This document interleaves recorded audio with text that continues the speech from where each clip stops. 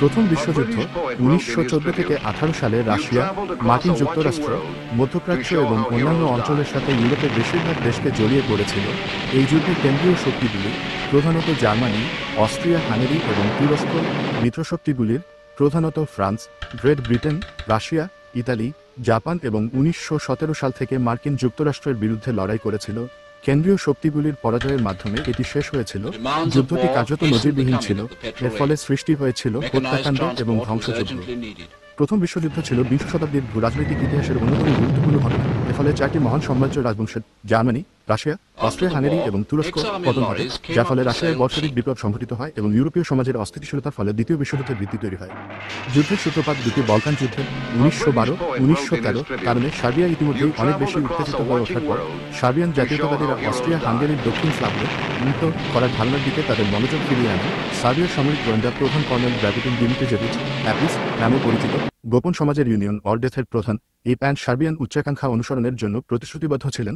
Austrian সম্রাট France জোসেফের উত্তরাধিকারী Austrian archduke France ফার্ডিনান্ডের মৃত্যুর মাধ্যমে সার্বদের উদ্দেশ্য পূরণ হবে বলে বিশ্বাস করে এবং জানতে পারে যে আর্চডিউক সামরিক পরিদর্শনের জন্য বসনিয়া সফরে যাচ্ছেন।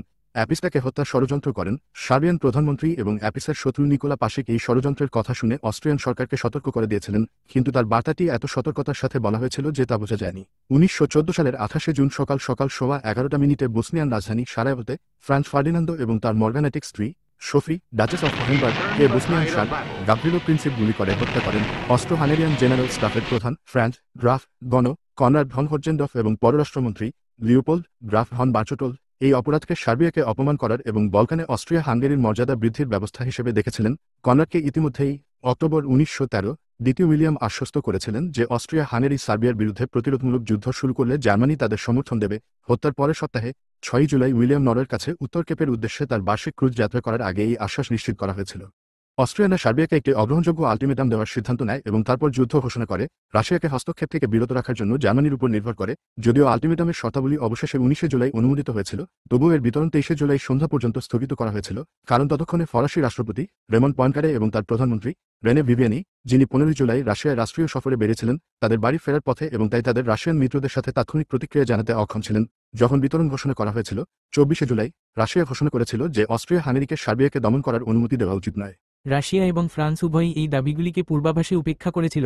1 আগস্ট জার্মানি সাধারণ সৈন্য সমাবেশের নির্দেশ দেয় এবং রাশিয়ার বিরুদ্ধে যুদ্ধ ঘোষণা করে এবং ফ্রান্সও একইভাবে সাধারণ সৈন্য সমাবেশের নির্দেশ দেয়। পরের দিন জার্মানি লুক্সেমবার্গে সৈন্য পাঠায় এবং বেলজিয়ামের কাছে জার্মান সৈন্যদের জন্য তাদের নিরপেক্ষ অঞ্চল জুড়ে বিনামূল্যে প্রবেশাধিকার দাবি করে।